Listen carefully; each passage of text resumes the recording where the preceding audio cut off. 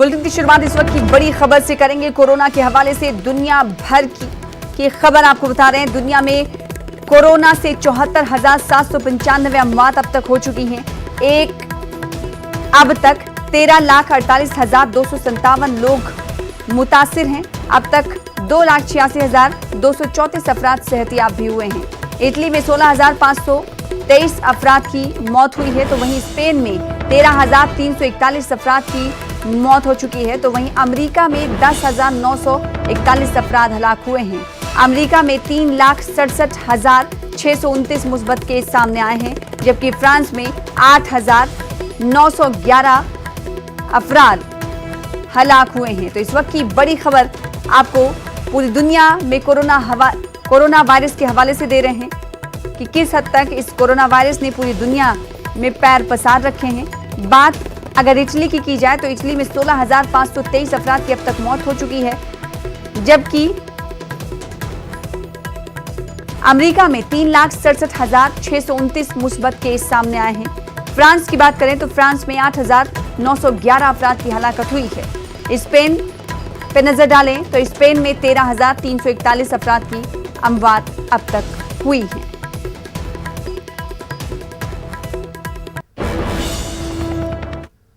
फिलहाल आगे बढ़ेंगे। जम्मू कश्मीर की साबिक वजीर आला और पीडीपी सरबराह महबूबा मुफ्ती को उनकी रिहाइश गाह मुंतकिल किया गया है। वाज़ेह है कि महबूबा मुफ्ती पीएसए के तहत हिरासत में हैं। सरकारी हुक्म के मुताबिक उनकी हिरासत जारी रहेगी। तो इस वक्त की बड़ी खबर हम आपको दे रहे हैं जम्मू कश्मीर की सियासत के हवाले से। जम्मू कश्मीर की साबिक वजीर आला और पीडीपी सरबराह महबूबा मुफ्ती को उनकी रिहाइश गाह मुंतकिल कर दिया गया है। सनम तसद्दुक हमारे साथ इस खबर पर मजीद अपडेट देने के लिए जुड़ चुके हैं। सनम, कब महबूबा मुफ्ती को उनकी रिहाइश गाह पर मुंतकिल किया गया और कहा जा रहा है कि पीएसए के तहत जिस तरह से हम जानते हैं कि वो हिरासत में थी, सरकारी हुक्म के मुताबिक उनकी हिरासत जारी रहेगी, क्या कुछ इस हवाले से जानकारी?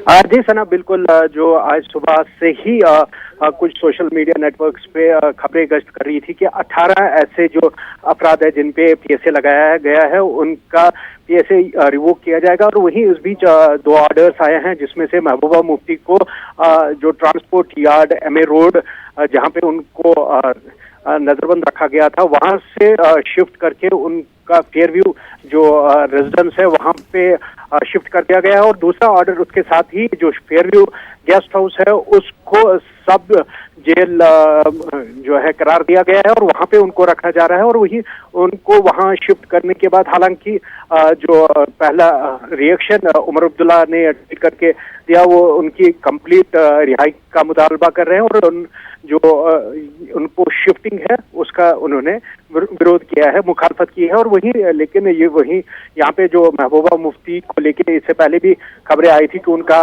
पीएसए जो है रिवोक हो रहा था, लेकिन तब ये मुमकिन नहीं हो पाया था। लेकिन अब आज ये ऑर्डर आया है और जिसके बाद उन्हें उनके फेयरव्यू रेजिडेंस में मुंतकिल किया गया है। जी बहुत शुक्रिया सनम तसद्दुक हमारे साथ जुड़ने के लिए। और इस वक्त सीधे रुख कर लेते दिल्ली का, जहां पर वजीर आला केजरीवाल प्रेस कॉन्फ्रेंस से खिताब कर रहे हैं। नीचे एक आदमी दूसरे को, दूसरा तीसरे को, और इस तरह से ये चारों तरफ फैल जाएगा। हम साउथ कोरिया का एग्जाम्पल देखते हैं कि साउथ कोरिया ने किस तरह से बहुत बड़े स्तर के ऊपर टेस्टिंग कर करके उन्होंने एक आदमी को आइडेंटिफाई किया कि इसको कोरोना है, इसका इलाज कराओ, इसको कोरोना है, इसको क्वारंटाइन कर दो। उन्होंने एक को आइडेंटिफाई किया ताकि वो दूसरे लोगों को संक्रमित ना कर सकें। अगर हम टेस्टिंग नहीं करेंगे हमें पता ही नहीं चलेगा कि कौन संक्रमित हो गया, कौन इन्फेक्ट हो गया और कौन इन्फेक्ट नहीं हुआ। इसको अब हम बहुत बड़े स्तर के ऊपर साउथ कोरिया की तरह करने जा रहे हैं। अभी तक टेस्टिंग किट्स की बड़ी समस्या थी, अब थोड़ी सी समस्या सुधरी है। हमने ऑलरेडी 50,000 लोगों के टेस्ट के लिए ऑर्डर किया हुआ है और वो ऑर्डर आने चालू हो गए हैं। 1 लाख लोगों के रैपिड टेस्ट के लिए हम लोगों ने ऑर्डर कर दिया है और शुक्रवार से हमें वो 1 लाख रैपिड टेस्ट कराने के लिए हमारे पास डिलीवरी चालू हो जाएगी। रैपिड टेस्ट आने के बाद जो हमारे हॉटस्पॉट्स हैं, जहां हमें लगता है कि कोरोना के पेशेंट थोड़े से ज़्यादा निकले, जैसे मरकज़ में निकले, मरकज़ के आसपास का जो निज़ामुद्दीन का एरिया है, उस तरह से दिल्ली में दिलशाद गार्डन में थोड़े से ज़्यादा निकले थे, तो उस तरह से जितने हमारे ऐसे एरियाज हैं उन एरियाज के अंदर हम ज़्यादा रैपिड टेस्ट को ज़्यादा इस्तेमाल करके वहाँ पे रैंडम टेस्ट कराएंगे ताकि हमें पता चल सके कि कोरोना कहीं वहाँ ज़्यादा फैल तो नहीं रहा और हमें पता ही ना चले। तो रैपिड टेस्ट को इस्तेमाल किया जाएगा और जो डिटेल्ड टेस्ट होते हैं उनको भी इस्तेमाल किया जाएगा। दूसरा हमारा दूसरी बिंदु है ट्रेसिंग। हमने पता कर लिया कि ये आदमी कोरोना पॉजिटिव है। अब ये व्यक्ति किस किस से मिला, 14 दिन में किस किस से मिला, उनको सबको आइडेंटिफाई करते हैं। हमारी टीम बहुत एफिशिएंट टीम है, हमारे अफसरों की, डॉक्टर्स की, वो आइडेंटिफाई करती है और उन सब लोगों को सेल्फ क्वारंटाइन में डाल दिया जाता है। उनको कहा जाता है कि आप घर से बाहर नहीं निकलोगे। ये ट्रेसिंग अभी तक दिल्ली के अंदर बहुत अच्छे स्तर के ऊपर चल रही है। अब हमने पुलिस की मदद भी लेनी चालू की है।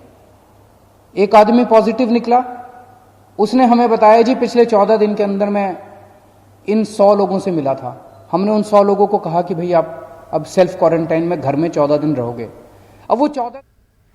तो दिल्ली के वजीर आला अरविंद केजरीवाल ये बता रहे थे प्रेस कॉन्फ्रेंस के जरिए कि कोरोना वायरस से निपटने के लिए क्या कुछ सरकार कर रही है। टेस्टिंग किट्स बढ़ाए गए, साथ ही साथ ट्रेनिंग सिस्टम को मजीद कारगर बनाया गया। फिलहाल आगे बढ़ लेते हैं। एशिया में अपनी नौयत के लिए मुनफरिद पहचान रखने वाला श्रीनगर का ट्यूलिप गार्डन कोरोना वायरस के पेश नज़र सूना सूना नजर आ रहा है।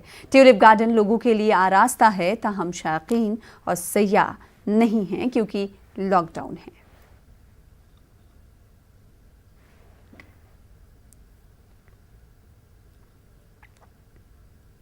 जम्मू में कोरोना वायरस के पेश नज़र वसी तर इक़दाम किए गए हैं। जम्मू कश्मीर के financial commissioner health and medical education Atal Dulloo ने इंतजामात के ताल्लुक से जानकारी दी।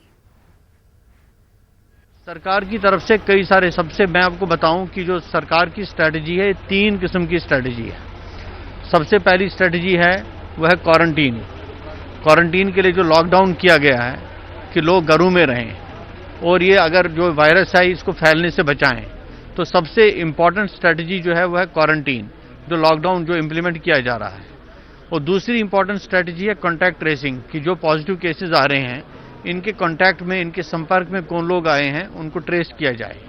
और तीसरी है जो कि कॉन्टैक्ट ट्रेसिंग करके हमको लोग नजर आते हैं उनकी टेस्टिंग की जाए। हो सकता है उसमें से कुछ पॉजिटिव आ गए हों, तो इसी के ट्रेल एक चेन बनती है कि कौन कौन सा पॉजिटिव केस आ रहा है, उसके कॉन्टैक्ट्स को ट्रेस करके उसकी टेस्टिंग की जाए। तो हमारी, आपने देखा होगा कि हमारी अब 4 लैब्स यहाँ पर फंक्शनल हैं, जम्मू में 2, कश्मीर में 2। हम अपनी टेस्टिंग कैपेसिटी को और स्ट्रेंथन करने की कोशिश कर रहे हैं। और इस वक्त बड़ी खबर का रुख कर लेते हैं जो कि महाराष्ट्र से आ रही है। मुंबई से बड़ी खबर आपको दे दें, जहां पर तबलीगी जमात के लोगों के खिलाफ FIR दर्ज की गई है। मुंबई पुलिस ने तबलीगी जमात के 150 अफराद के खिलाफ FIR दर्ज की है। मुख्तलिफ दफात के तहत मुकदमा दर्ज किया गया है। मुंबई के आज़ाद मैदान पुलिस स्टेशन में ये केस दर्ज हुआ है। BMC की जानिब से शिकायत की गई थी, जिसके बाद तबलीगी जमात से जुड़े हुए लोगों के खिलाफ FIR दर्ज की गई है। इनकी तादाद 150 बताई जा रही है, जिन पर मुख्तलिफ दफात के तहत मुकदमा दर्ज हुआ है। तो इस वक्त की बड़ी खबर आपको महाराष्ट्र से दे रहे हैं। महाराष्ट्र की मुंबई पुलिस ने तबलीगी जमात के 150 अफराद के खिलाफ FIR दर्ज किया है। मुख्तलिफ दफात के तहत इन पर मुकदमा दर्ज किया गया है। मुंबई के आज़ाद मैदान पुलिस स्टेशन में ये तमाम केसेस दर्ज किए गए हैं। BMC की जानिब से इसकी शिकायत की गई थी, जिसके बाद ये कार्रवाई की गई है।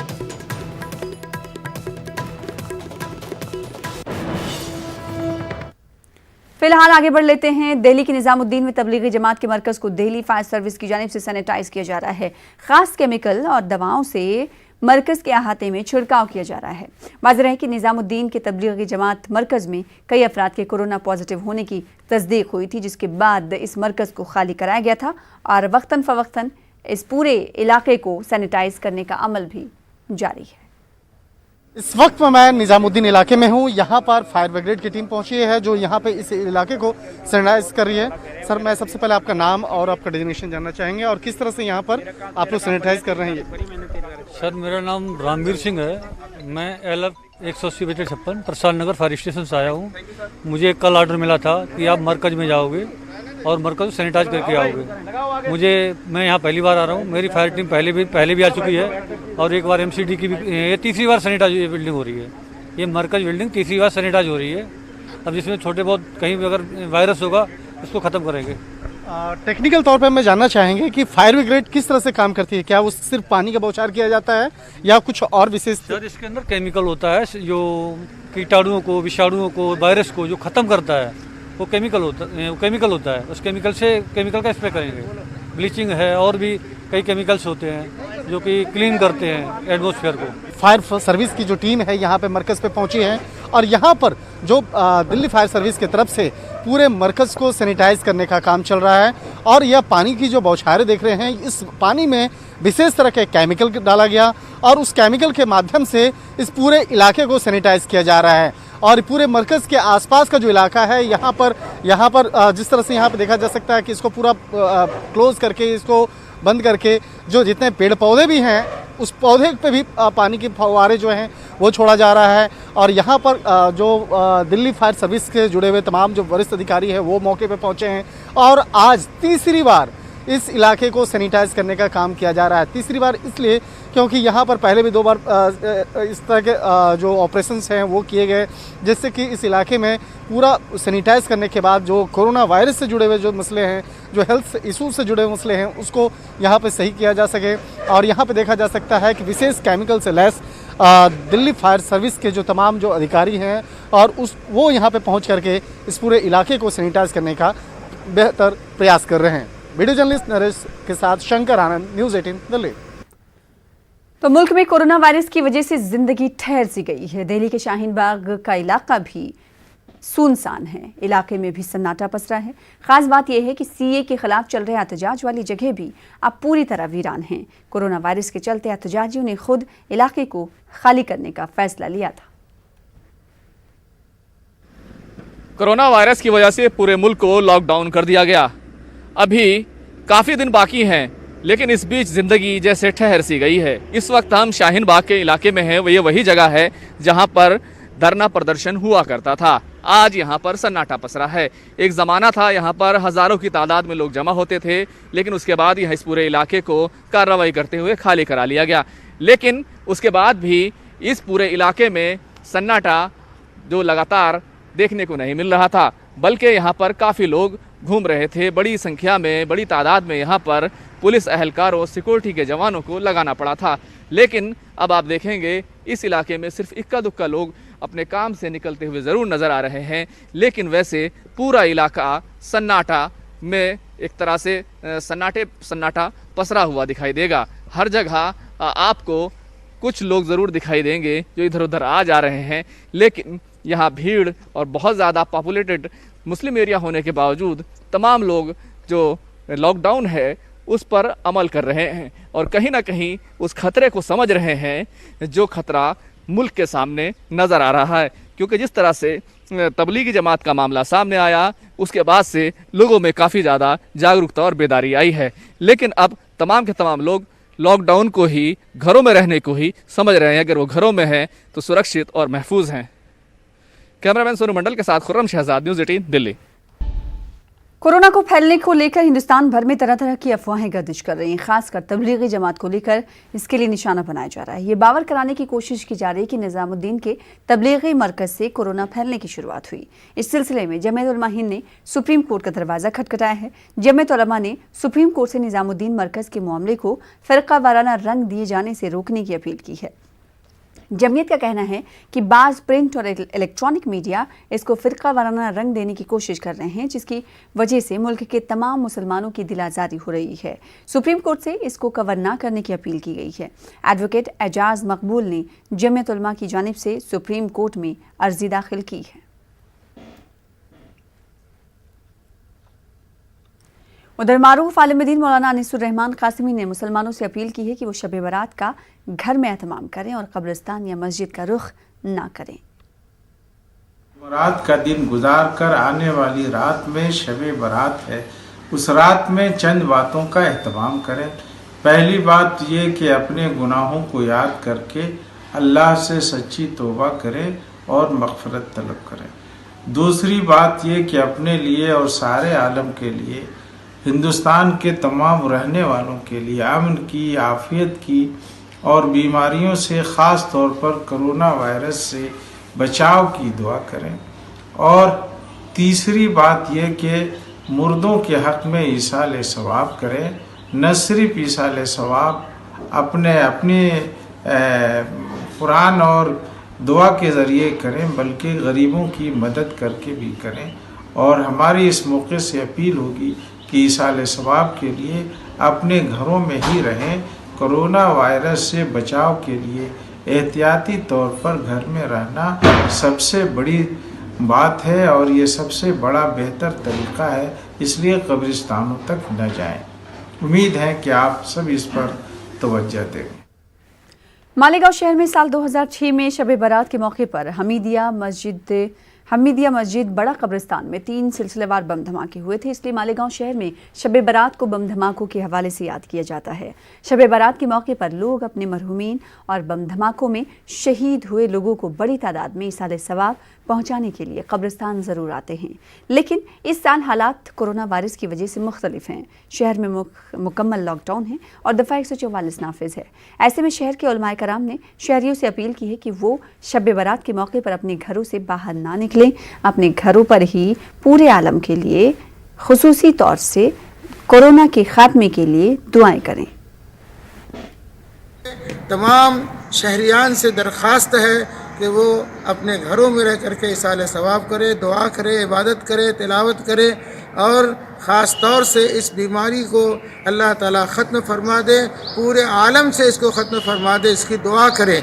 ये दुआ की रात है, दुआ की कबूलियत की रात है, इसलिए खूब अल्लाह के सामने रो करके हम गिड़गिड़ा करके आजिज़ी करके अल्लाह से मांगे। यानी कर्फ्यू रहेगा, दफ़ा 144 धारा लगी हुई है, इसलिए हम शब बारात के दिन जो लाखों की तादाद में अपने मरहूमीन को इसाले सवाब करने कब्रिस्तान आते थे, इस मरतबा हम कब्रिस्तान ना आएंगे, बल्कि कुल जमाती तंजीम ने जो है हर शब बारात पर जो धरना देती थी उसने भी ये कैंसिल किया। कर्नाटक वक्फ बोर्ड ने शब बारात का इज्तिमाई तौर पर एहतमाम न करने के ताल्लुक से एक हुक्मनामा जारी किया है। हुक्मनामे में मसाजिद में शब बारात का एहतमाम न करने और बाद जमात नमाज अदा न करने की बात कही गई है। साथ ही कब्रिस्तान के मुतवल्लियों को भी शब बारात के मौके पर कब्रिस्तान के दरवाजे अवाम के लिए बंद रखने की हिदायत जारी की गई है। कर्नाटक वक्फ बोर्ड के CEO ने ऑर्डर जारी किया है। ऑर्डर में कहा गया है कि कोरोना वायरस के चलते रियासती हुकूमत ने जो इम्तनाई अहकामात आयद किए हैं उस पर हर हाल में अमल होना चाहिए। ऑर्डर में तमाम वक्फ ऑफिसर्स और वक्फ मुशावरती कमेटियों को इसके निफाज को यकीनी बनाने की भी हिदायत दी गई है। ऑर्डर में यह भी कहा गया है कि इमारत शरिया कर्नाटक ने भी इस ज़िम्न में गाइडलाइंस जारी की हैं, इसका भी लिहाज किया जाना चाहिए।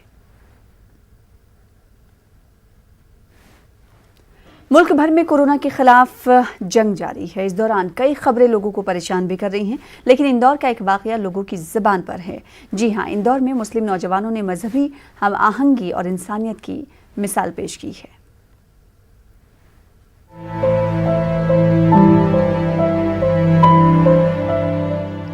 जब इंसान मजबूर होता है तो इंसानियत अपना कदम उठाती है। इंदौर में एक ऐसा ही मामला पेश आया जिससे इंसानियत का सर फक्र से बुलंद होता है। इंदौर के साउथ तोड़ा जूना गणेश मंदिर के पास दुर्गा नाम की एक खातून रहती थी।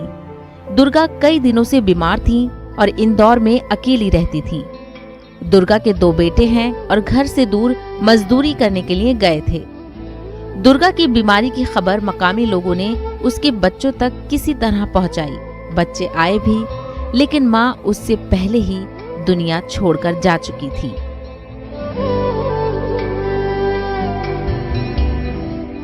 लॉकडाउन में दुर्गा के बच्चों पर मां की आखिरी रस्मात की अदायगी किसी पहाड़ से कम नहीं थी। लेकिन जब मुकामी मुसलमान नौजवानों को मालूम हुआ कि पैसे की तंगी के सबब दुर्गा की आखिरी रस्मात उसके बच्चे नहीं कर पा रहे हैं, तो अकील, असलम, मुदस्सिर, राशिद, इब्राहिम मामू और सिराज ने अपना कदम आगे बढ़ाया और दुर्गा के बेटों की ख्वाहिश के मुताबिक उसकी आखिरी रस्मात अदा की गईं।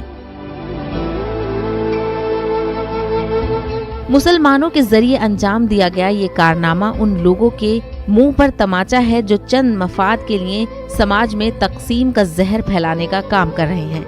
लिहाजा इंसानियत के लिए मजहब की दीवार तोड़कर मुआशरे को जोड़ने वाले लोगों की जितनी भी सताइश की जाए वो कम है। न्यूज 18 उर्दू के लिए इंदौर से अरुण कुमार त्रिवेदी की रिपोर्ट।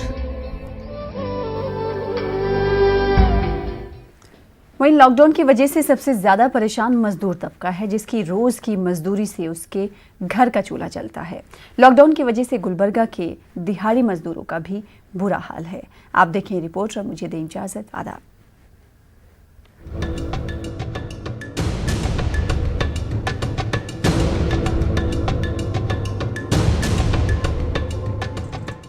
यहाँ हर चेहरा बेबस है, यहाँ हर चेहरा नाउम्मीद है, हर चेहरा फिक्रमंद है।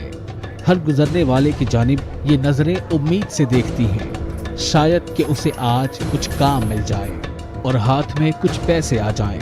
लेकिन हर रोज मायूसी ही हाथ लगती है। ये दिहाड़ी तामीराती मजदूर हैं जो रोजी न मिलने से मजबूर हैं और ये नज़ारा गुलबर्गा के नेहरूगंज के दरगाह क्रॉस का है। आम दिनों में यहाँ रोजाना 1000 से 2000 मजदूर जमा होते हैं और फिर काम मिलने के बाद मुंतशिर हो जाते हैं। लेकिन अब हालात यकसर मुख्तलिफ हैं। अब रोज 200 से 300 मजदूर जमा होते हैं, इंतजार करते हैं कि कोई आएगा, फिर नाउम्मीद होकर वापस घरों को चले जाते हैं। 8 बजे आ रहे हैं, 8 बजे आके 12-1 बजे तक बैठ के जा रहे हैं। काम नहीं, कुछ नहीं, बैठना कुछ तो बुलाया था, काम को जाना बोलो, नहीं आ रहा है वो काम को। क्या करना, भूखा क्या करना, घर में बैठ के क्या करना, बच्चे लोग क्या करना, दूध नहीं, चाय नहीं, पानी नहीं। यहाँ सबकी कहानी एक जैसी है, हर एक का दर्द एक ही है, हर एक की दास्तान एक जैसी है, हर एक की तकलीफ एक जैसी है। सिर्फ बताने का अंदाज और अल्फाज जुदा जुदा हैं। भरना पड़ रहा, लाइट का बिल आ रहा, घर वाले खाली करो उनको बोल रहे, कैसा करने का, वो सोच के हम काम कह रहे, डेली काम नहीं लग रहा, रास्ते के ऊपर काम नहीं मिल रहा, उनको परेशान से घूम रहे, काम ही नहीं काम कर सकता, चुप घर में बैठ कर क्या करने का। हर एक को कोटे पे अंगर लगेगा तो 3-3 महीना नहीं चलता है, उनको है, हम लोग क्या करेंगे गरीब लोग। राशन में भी अभी राशन पानी वो भी सब कम कर रहे, किधर दिया बोलता है 5 लीटर मीठा तेल दिया, 5 लीटर शक्कर दिया, और वो दिया, ये दिया, चावल दिया, गेहूँ दिया, कुछ भी नहीं आया। को सबको 1-1 महीना पेमेंट गवर्नमेंट से डाल दिया है, हम लेबर लोगों को कुछ भी पैसा नहीं है, काम भी नहीं है, और राशन दे रहे 2-2 महीना बोले, 1 महीना को 50 किलो चावल दिए, 2 किलो गेहूँ दिए, दाल नहीं है, क्या बोलते हो, तेल नहीं दे रहे, शक्कर नहीं है, कुछ भी नहीं है। वहाँ पूछने गए तो हमारे को मत पूछो, सेंट्रल में पूछो बोल रहे। अपनी मेहनत मजदूरी और अपने हाथों के बल पर जिंदगी गुजारने वाले ये लोग आज दूसरों के रहमो करम पर जिंदा रहने के लिए मजबूर हैं। जैसे तैसे पेट की आग तो बुझ रही है, लेकिन दूसरी जरूरियात जिंदगी को पूरा करने के लिए इनके हाथ खाली हैं। कोई दूसरे एरिया से लाके खाना बना के लाके दे रहे, प्लास्टिक थैली में खाना बना के ला के दे रहे, अभी वही खाना खा रहे और भाजी सब्जी लाके दे रहे, वही सब्जी बना के खा रहे। अभी कुछ खरीदी करने जाएंगे तो पैसा नहीं है जेब में, तो क्या करेंगे बोलो। रोज 500-600 रुपए कमाते थे साहब, अब क्या भी नहीं है साहब, 1 रुपए का काम नहीं है। ये जब से बीमारी है, जब से साहब। ये कहानी सिर्फ एक शहर गुलबर्गा के मजदूरों की नहीं है, बल्कि हर शहर, हर देहात के मजदूरों का यही हाल है। हर मजदूर आज एक इम्तिहान से गुजर रहा है। न्यूज 18 उर्दू के लिए गुलबर्गा से जवाद मीर की रिपोर्ट।